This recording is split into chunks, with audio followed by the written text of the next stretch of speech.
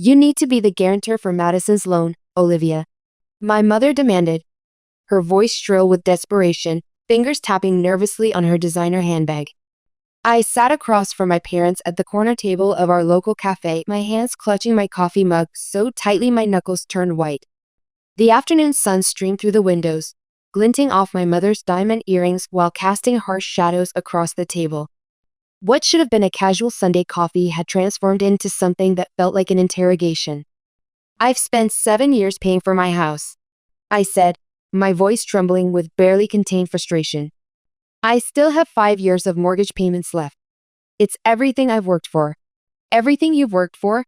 My father scoffed, his eyes narrowing with disappointment. "What about family?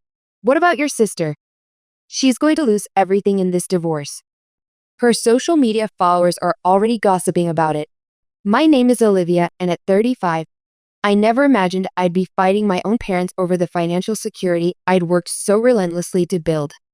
I run a small residential care facility on the outskirts of town that I built from nothing, working 70-hour weeks, taking night classes for my MBA, and living in a cramped studio apartment until I could finally afford my modest dream home in a quiet suburban neighborhood.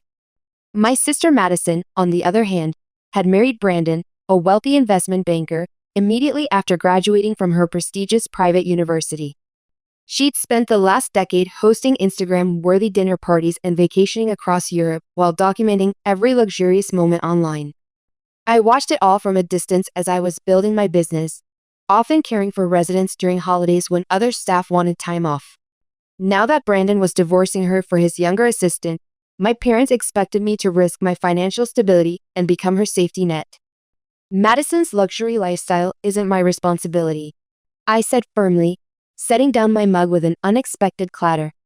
"I can't jeopardize my home and business because she spent all her money on designer clothes and fancy cars that she flaunted on social media." My mother's face crumpled dramatically, her hand flying to her pearl necklace. "How can you be so heartless? Your sister is about to be homeless. Have you seen the comments people are leaving on her posts?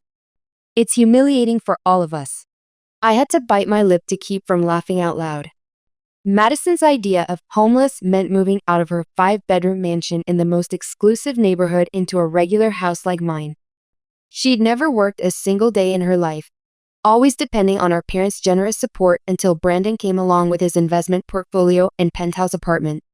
Now they expected me to risk everything I'd built as her safety net. She could get a job like everyone else, I suggested, my voice gentler than my words. This earned gasps of horror from both my parents, as if I'd suggested she should walk a tightrope across the Grand Canyon. A job? At her age? My mother clutched her chest, her expression aghast. "She doesn't have any experience in the real world. You know how sensitive Madison is.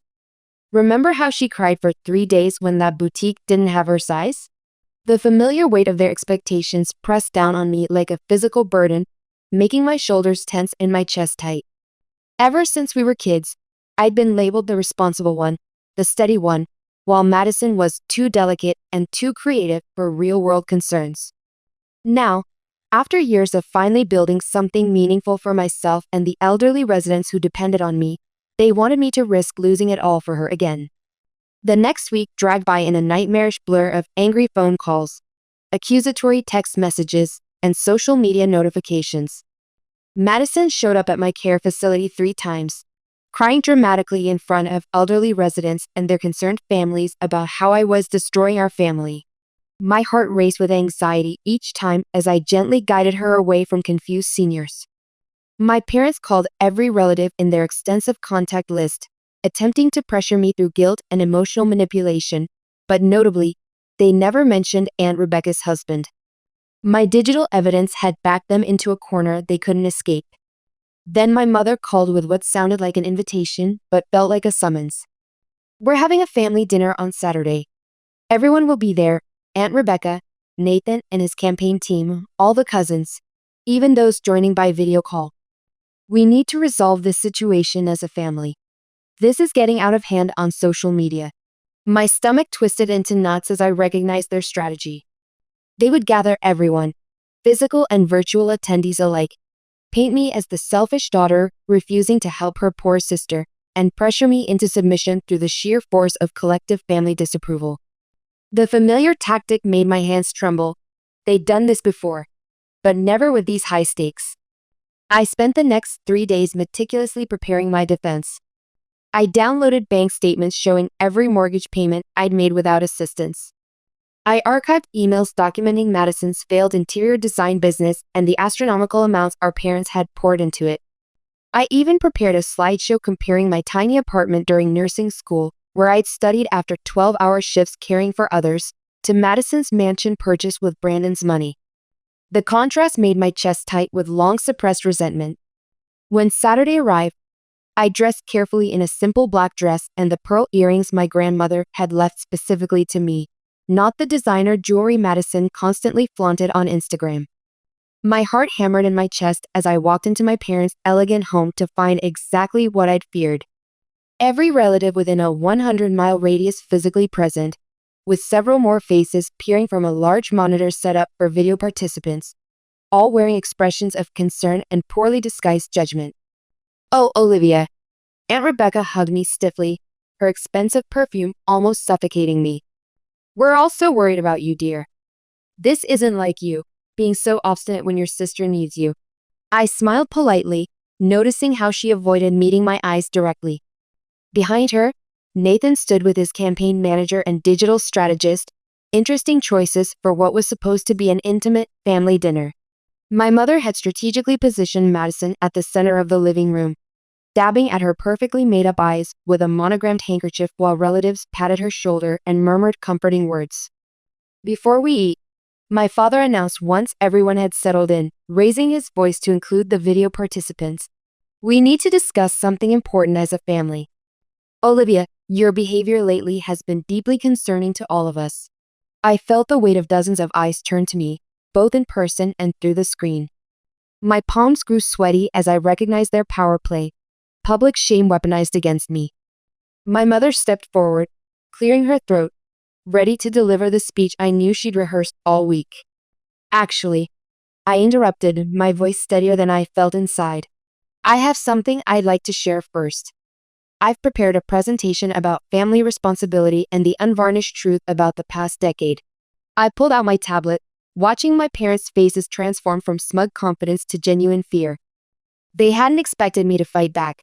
Not here, not like this, not with their own tactics. But I wasn't their compliant daughter anymore, the one who silently cared for others while neglecting herself. I connected my tablet to their large TV screen, the same one where we'd watched countless family slideshows and holiday movies, making sure it also connected to the video conference for remote participants. "Let's start with some concrete numbers," I said, pulling up my first document with hands that had stopped trembling. "This is what I paid for my house. $280,000. And here's my mortgage history, showing every payment I made myself while working 70-hour weeks at the care facility." "Olivia," my mother warned, her voice sharp with panic, "this isn't appropriate right now." "And here," I continued despite her objection, "are Madison's bank statements from her interior design business venture. Look closely."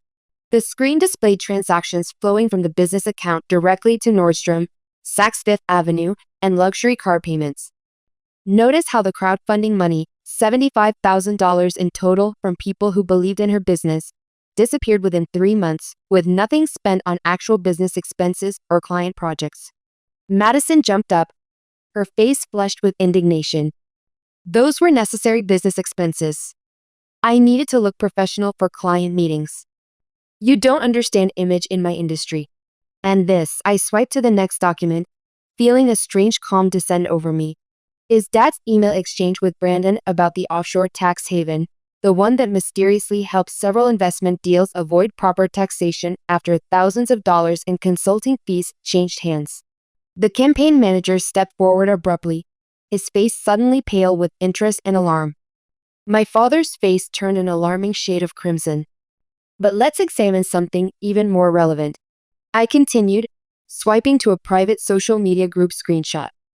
"Here's the family group chat that I was never added to, where you all discussed how to handle Olivia last Christmas." The room went completely silent as people recognized their own words. The next slide showed side-by-side photos. Madison's 35th birthday present from our parents, a luxury car worth $85,000, next to a blender they'd given me for my 35th, with their message card reading, "Something practical for our practical daughter." Aunt Rebecca clutched her pearls in shock. Nathan stared intently at his phone, likely already damaged, controlling his campaign prospects. My cousins whispered among themselves, some looking at Madison with newfound suspicion. "You see," I turned to face my family, my voice growing stronger with each word. "I kept quiet for years. I watched Madison blow through money while I built something meaningful that helps vulnerable people. I listened to lectures about family duty while caring for strangers who had no one else. But I won't be emotionally blackmailed into risking everything I've worked for." "How dare you?" My mother's voice shook with rage. "After everything we've done for you."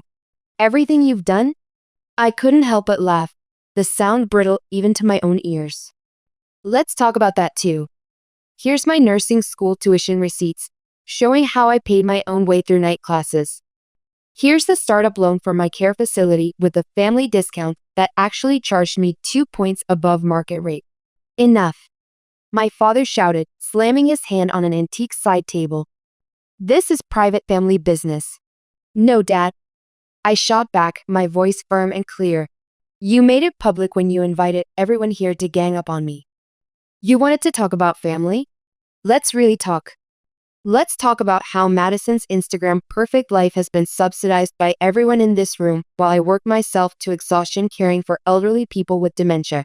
Madison burst into tears, real ones this time, and ran from the room, her designer heels clicking dramatically on the hardwood floors. My mother followed, calling her name with concern that she'd never shown for me.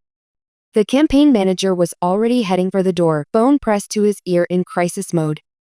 Several relatives suddenly remembered other commitments, while those on video call began making excuses to disconnect. I stood my ground, tablet in hand, watching my parents' carefully constructed family narrative crumble around them like a house of cards.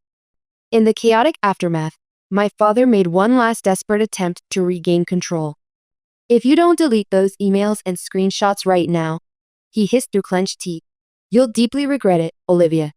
I've already uploaded everything to secure cloud storage." I replied with a calmness that surprised even me. "And my lawyer has instructions that if anything happens to me or my care facility, they'll go straight to the ethics board and tax authorities." Aunt Rebecca quickly stepped between us, her face ashen with worry. "Walter, perhaps we should discuss Nathan's campaign situation privately. This isn't helping anyone." She gently steered my red-faced father away, leaving me facing my mother, who had returned without Madison. "How could you do this?" she demanded, tears streaming down her perfectly made-up face. "Your own sister, your own family. You mean like how you threatened to destroy my professional reputation to help her?" I counted, my voice steadier than I felt. "Or how you covered up her misuse of crowdfunding money? That kind of, how could you?" The remaining relatives shifted uncomfortably in their seats, avoiding eye contact. Cousin Vanessa, always the family peacemaker, stepped forward with hands outstretched. "Maybe we should all take some time to." "No," I said firmly, feeling years of resentment crystallize into resolve. "I've taken enough time. 20 years of watching Madison get everything while I work myself to the point of physical exhaustion. 20 years of being told I had to sacrifice because she was sensitive and needed more support. Well, I'm done putting my life on hold." My mother's tears dried up almost instantly, her expression hardening. "If you walk out that door right now, you're no longer part of this family, Olivia." I looked around the room, at the family photos where Madison always stood front and center. At the wall of achievements displaying her certificates and participation awards while my nursing honors and business commendations gathered dust in a box somewhere. At the faces of relatives who had always taken her side without question. "You know what, Mom?" I said, my voice surprisingly gentle despite the storm inside me. "I haven't truly been part of this family for a very long time. I was just the reliable caregiver you kept in reserve for her when Madison needed bailing out again." "That's simply not true," she protested, but her voice wavered with uncertainty. "Then name one time, just one time, you stood up for me instead of her. One time you put my needs first when it mattered." The silence that followed was deafening, broken only by the sound of someone disconnecting from the video call. That's exactly what I thought. I gathered my things, feeling an unexpected lightness with each step toward the door. Behind me, I could already hear my mother beginning to spin a new narrative. Poor Madison. Heartless Olivia. Ungrateful daughter. But for the first time, those words couldn't touch me. The truth was finally out, and I felt free. Olivia, my father called sharply as I reached the door. When you've calmed down and come to your senses. Don't call me, I said without turning around, my hands steady on the doorknob. Don't come to my facility. Don't contact me or my residence at all. I mean it. I walked out into the cool evening air, taking my first deep, unrestricted breath in what felt like years. My phone immediately buzzed with notifications, probably relatives already choosing sides in their group chats, but I silenced it without looking. I had protected what was mine, what I'd built with my own hands, and that victory filled me with a profound sense of peace I hadn't experienced in decades. The weeks following the family confrontation were both emotionally draining and incredibly liberating. I changed my phone number, blocked family emails, tightened privacy settings on all my social media accounts, and focused intensely on my care facility. My workplace had always been my sanctuary, but now it felt even more like home, a place where my strength and compassion were valued rather than exploited. My staff and residents noticed the change in me almost immediately. I stood taller, smiled more genuinely, and stopped apologizing for setting necessary boundaries. Madison made one last desperate attempt to reach me, showing up at my facility during evening medication rounds with red-rimmed eyes and clutching a designer handbag that I knew cost more than my monthly mortgage payment. The irony wasn't lost on me as she waited impatiently while I finished helping an elderly resident with her nighttime routine. I had to sell my Range Rover. She sobbed dramatically once we were alone in my small office. I'm living in a 2-bedroom condo like some kind of nobody. People are laughing at me online. Do you know what that feels like? You're living like a normal person. I corrected her gently, continuing to update patient charts on my computer. Millions of people manage it quite successfully every day, myself included. But I'm not like regular people. She collapsed into my visitor's chair, the comfortable one I'd bought specifically for families of residents, her manicured hands trembling. Eleanor and Walter can't help anymore. The bank is asking questions about the crowdfunding money. Someone's posted screenshots of my spending online. Everything's crumbling around me. For the first time in years, I really looked at my sister, truly saw her beyond the designer clothes and perfect makeup. She seemed smaller somehow, deflated. Less like the untouchable golden child who could do no wrong and more like someone finally facing reality without a safety net. I felt a complex mixture of sadness and relief watching her confront consequences, perhaps for the first time. Get a job, I suggested, my voice softer than my words. Start small. Learn to manage money, develop actual skills. Grow up, Madison. A job? She repeated, staring at me as though I'd suggested she try breathing underwater. I don't have any marketable skills. Who would hire me? Then learn some. Take classes. Network with people outside your usual social circle. Do what millions of ordinary people do every day to survive. She stared at me for a long moment, her expression shifting from disbelief to anger as she realized I truly wouldn't rescue her. This is entirely your fault, she spat, her voice hardening. If you just guaranteed that loan. Please leave, I said firmly, standing up and pointing to the door. My residents need me, and you're disrupting their care. Don't come back here again. That was the last time I saw my sister in person, though her bitter social media posts about ungrateful family members continued for months. Through the healthcare grapevine and occasional text updates from Vanessa, I heard Madison had moved in with our parents, who were now facing their own financial and social challenges. The tax investigation had forced my father to retire earlier than planned, and several of his business arrangements were under official scrutiny. My mother had to cancel her country club membership and scale back her charity board positions. A social catastrophe she made certain everyone in her circle knew was somehow my fault. Meanwhile, I channeled my newfound emotional freedom into expanding my care facility. I hired 2 additional full-time nurses, implemented a telehealth program for resident family consultations, and began hosting caregiver support workshops that quickly became oversubscribed. Each success felt like a personal vindication, concrete proof that I'd made the right choice in standing up for myself and my professional integrity. The most unexpected support came from Aunt Rebecca. She sent me a letter, handwritten on her law firm's expensive stationery, thanking me for maintaining her husband's medical errors secret all those years ago and apologizing for not recognizing how Madison and my parents had systematically taken advantage of me. "You've always been the strong one in this family, Olivia," she wrote, her elegant handwriting conveying genuine remorse. "But that extraordinary strength doesn't mean you deserve to carry everyone else's burdens until you break. Sometimes the greatest strength is knowing when to set the weight down." Her words resonated deeply, bringing tears to my eyes as I sat alone in my office after a long shift. I had been too strong for too long. I'd allowed my family to take advantage of that strength, twisting it into an obligation to fix their self-created problems. Breaking free wasn't weakness or selfishness as they claimed. It was finally having the courage to use my strength for myself and for the vulnerable people who truly needed and appreciated my care. In the following months, I discovered what genuine freedom truly felt like. I redecorated my house, painting walls in warm, soothing colors and replacing furniture I'd chosen to please my mother's traditional taste rather than reflect my own modern aesthetic. The feeling of autonomy rushed through me with each brushstroke, each new piece that represented my preferences alone. I joined a healthcare entrepreneurs group, forming genuine friendships with women who celebrated my successes instead of trying to diminish them or turn every achievement into a competition. The family drama didn't completely vanish from my life. Relatives still persistently tried to play peacemaker, sending text messages and emails about how Eleanor and Walter were completely lost without me, and how Madison was really struggling to adjust to her new reality.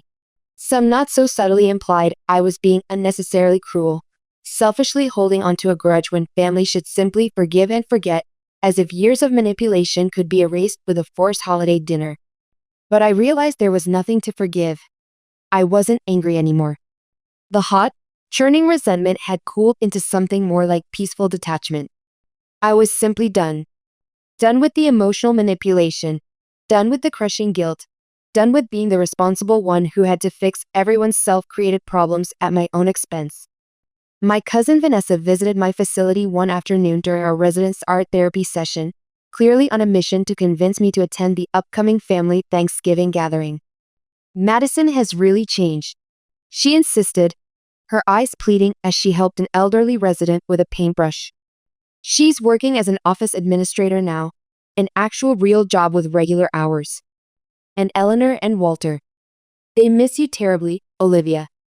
I can see the pain in their eyes whenever your name comes up. They miss having someone reliable to solve their problems." I replied calmly, organizing supplies for the next activity. "They haven't made any effort to understand why I left or apologize for what they did. They just want everything back to their version of normal, where I sacrifice while Madison takes. But that's simply how families function," Vanessa argued, her teacher's voice emerging. "We forgive each other's mistakes. That's what makes us family." "No, that's how toxic families function," I countered, my voice gentle but firm. "They hurt you repeatedly, then demand immediate forgiveness without changing any behaviors or acknowledging any harm." I handed her a small gift bag containing homemade cookies that one of our residents had baked. "Here, take these for your daughter. But please stop trying to fix something that isn't broken. I'm genuinely happier and healthier now than I've been in decades." My care facility had its most successful year ever. I implemented innovative programs, expanded services to include respite care, and finally started dating again, meeting compassionate men who respected my professional success and understood my carefully maintained boundaries. I even invested in a telehealth platform that connected our residents with specialists remotely, technology that would allow us to provide even better care while potentially expanding to serve more families.